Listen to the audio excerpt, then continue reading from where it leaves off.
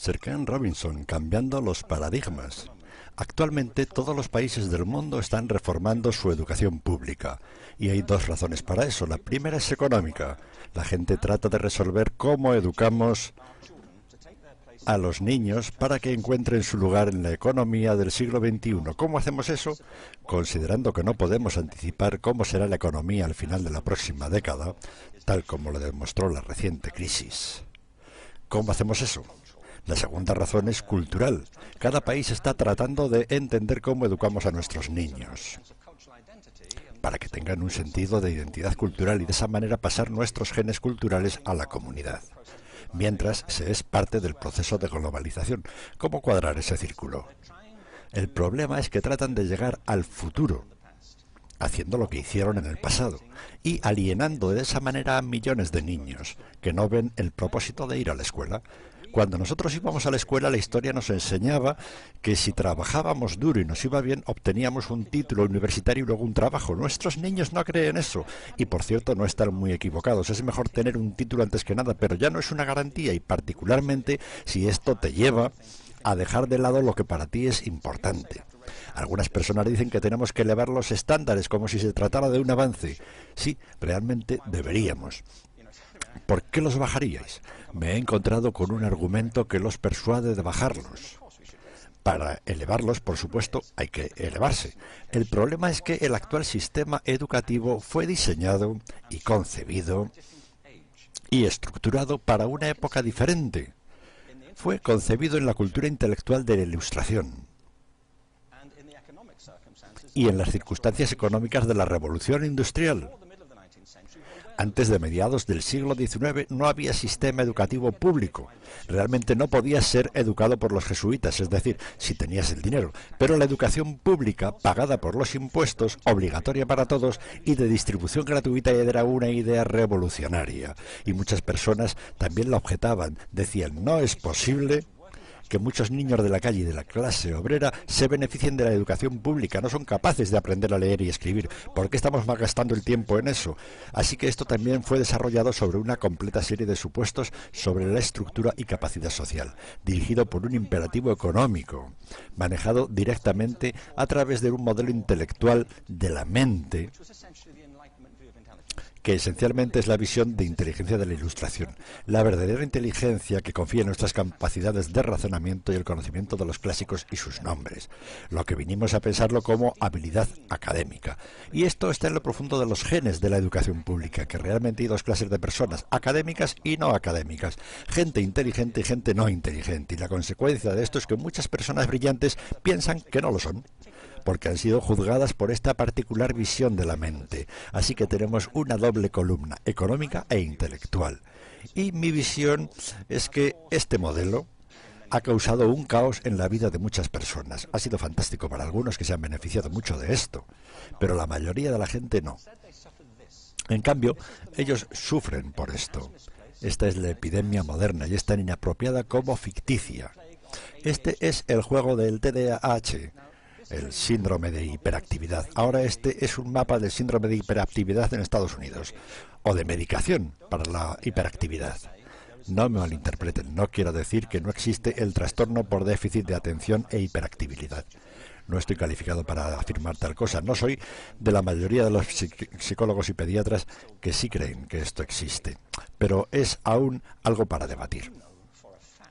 Lo que sí sé es como un hecho es que no es una epidemia. Estos niños están siendo medicados tan rutinariamente como nosotros nos sacábamos las amígdalas, basado en los mismos caprichos y en las mismas razones médicas de moda. Nuestros niños están viviendo el periodo de estímulos más intenso de la historia de la Tierra. Están siendo asediados por información que llama su atención.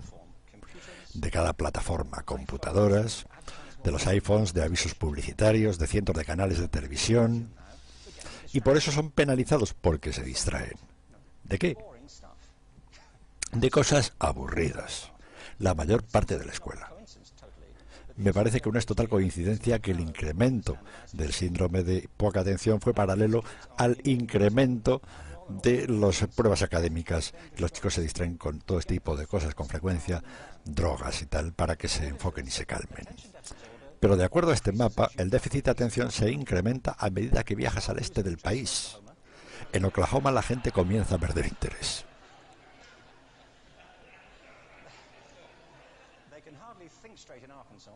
En Arkansas apenas pueden pensar correctamente.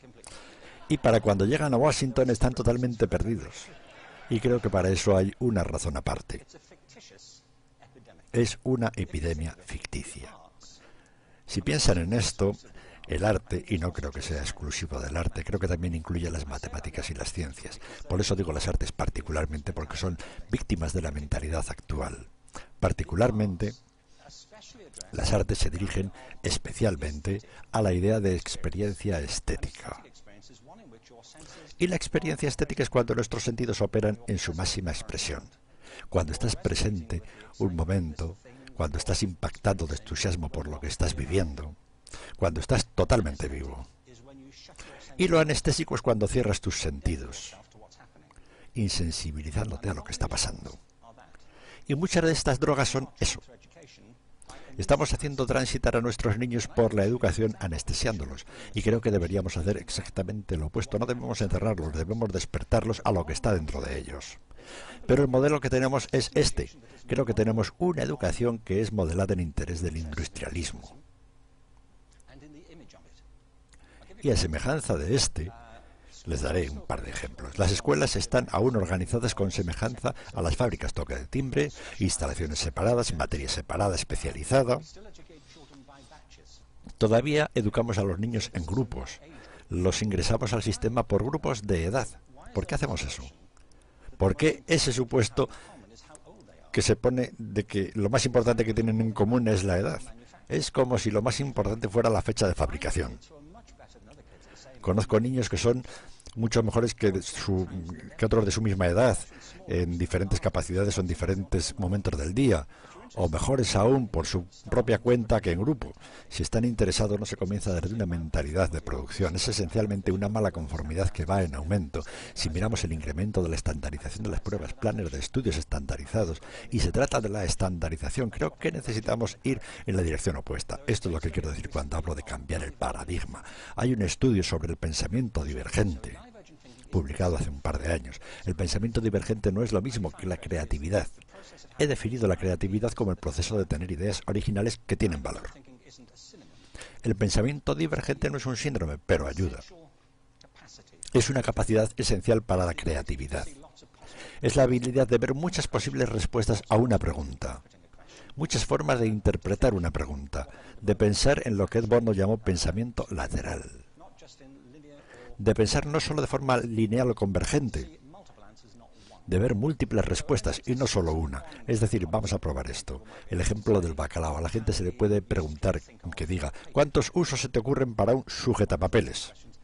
Una pregunta de rutina. La mayoría de la gente puede dar de 10 a 15. La gente buena en esto puede dar 200. Y lo hacen diciendo, ¿puede ser de 61 metros de alto y de goma espuma? Como si un sujetapapel tuviera que ser Jim, como si lo conociéramos. El test fue dado a 1.500 personas. Está en un libro llamado Breakpoint Beyond. Y en lo práctico del test, si superaba un cierto nivel, eras considerado un genio del pensamiento divergente. Mi pregunta a esto es, ¿qué porcentaje de la gente encuestada de los 1.500 tuvo un resultado de nivel genio para el pensamiento divergente? Necesito saber algo más sobre ello. Eran niños del jardín de infancia. ¿Qué piensan? ¿Qué porcentaje de nivel genio? ¿80? Eso es, 80. ¿90%? Ahora piensen que fue un estudio longitudinal. Así que volvieron a testear a los mismos niños 5 años después. De 8 a 10 años. ¿Qué piensan? ¿50? Nuevamente lo volvieron a testear 5 años más tarde, de 13 a 15 años de edad. Pueden ver una tendencia. Esto nos cuenta una historia. ¿Por qué pueden imaginar que va al revés o no? Comienzas no muy bien, pero te vuelves mejor a medida que creces. Pero esto nos demuestra dos cosas. Una, que todos tenemos esta capacidad. Y dos, en su mayor parte se deteriora. Ahora, ¿qué pasa con estos chicos cuando crecen? Mucho, pero es una de las cosas que más convencido estoy. Es que para entonces se vuelven educados. Pasan 10 años en la escuela donde le dicen que hay una respuesta y está al final. Y no miren, y no copien, porque eso es engañar. Fuera de la escuela eso se le llama colaboración, pero estamos adentro. Esto no es porque los maestros lo quieran así, sino porque simplemente pasa así. Es porque está en la reserva genética de la educación.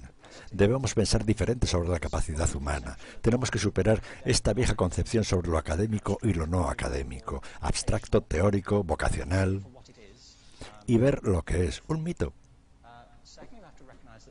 Y en segundo lugar, debemos reconocer que la mayoría del gran aprendizaje es en grupos, donde la colaboración es la fuente del crecimiento. Si atomizamos a la gente, si los separamos, que trabajen separados, creamos una especie de disyunción entre ellos y su ambiente natural de aprendizaje. Y en tercer lugar, es crucial por la cultura de nuestras instituciones, los hábitats de nuestras instituciones y los hábitats que ellos ocupan.